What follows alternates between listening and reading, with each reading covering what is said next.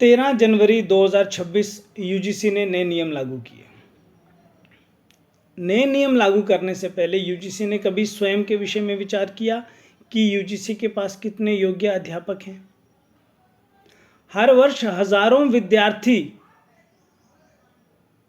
डिग्रियां लेकर के अपने अपने घर को लौट जाते हैं, लेकिन उनमें योग्यता की कमी होती है। कारण यथा गुरु तथा शिष्य।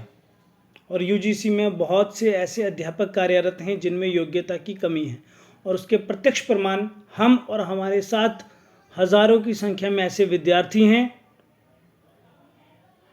कि यदि हम बातचीत करें तो वो सब एकत्रित हो जाएंगे।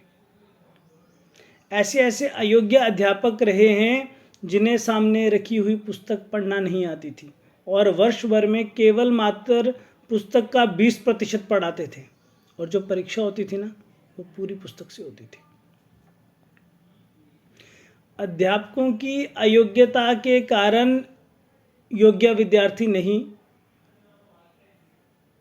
निकले आने वाले कल में।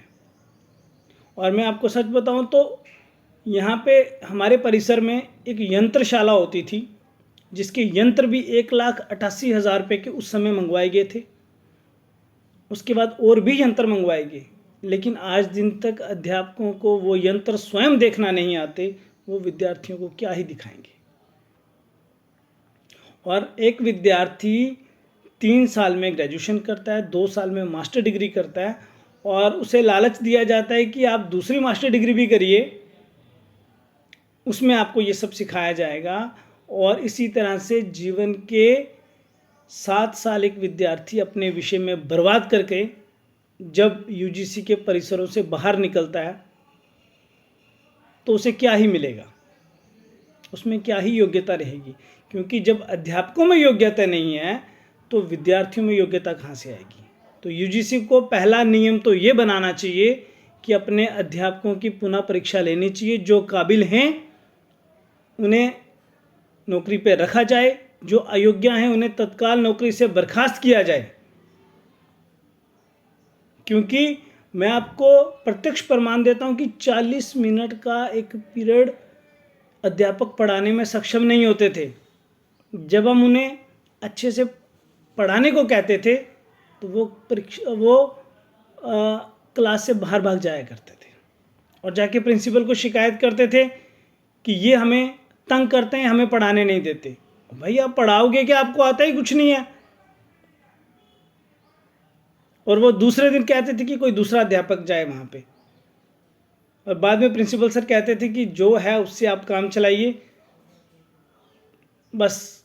और यदि एक प्रिंसिपल एक परिसर का ऐसे कहता था कि काम चलाइए, आज बेचारे वो भी इस दुनिया में नहीं रहे। वही काम चला के आज हम लोग यहाँ वीडियो बना के काम चला रहे हैं।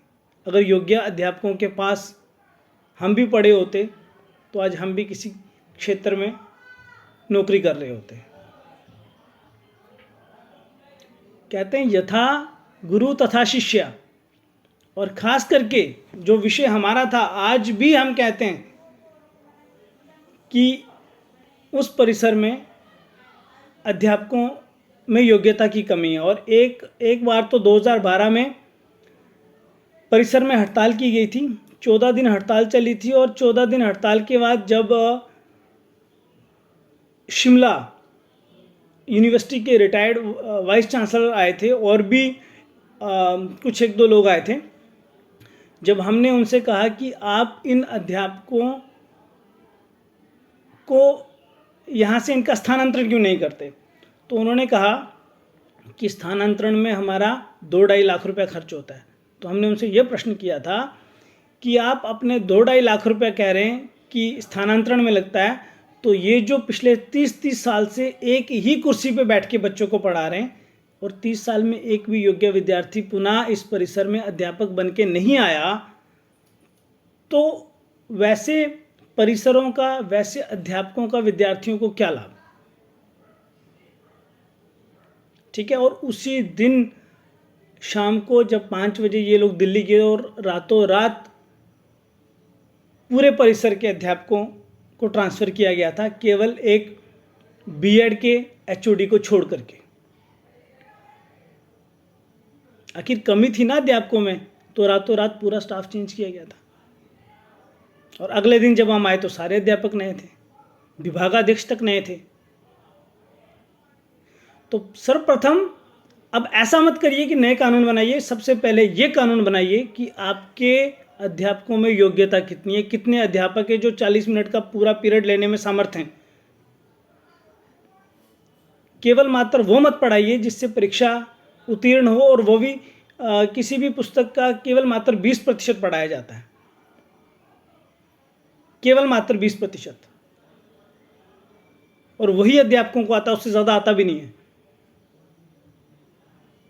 तो यूजीसी एक बार इस विषय में विचार करे, उसके बाद नए नियम और कानून बनाए, क्योंकि यूजीसी के इन अयोग्य अध्यापकों के कारण हजारों नहीं लाखों विद्यार्थी अपने घरों में बेरोजगार बैठे हुए हैं।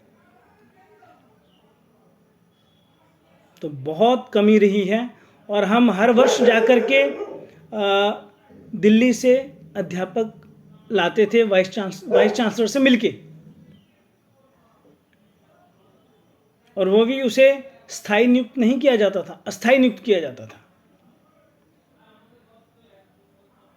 तो इस तरह से यूजीसी पहले तो स्थायी नियुक्तियां करे और योग्य अध्यापकों की नियुक्तियां करे, उसके बाद नए नियम और कानून बनाए।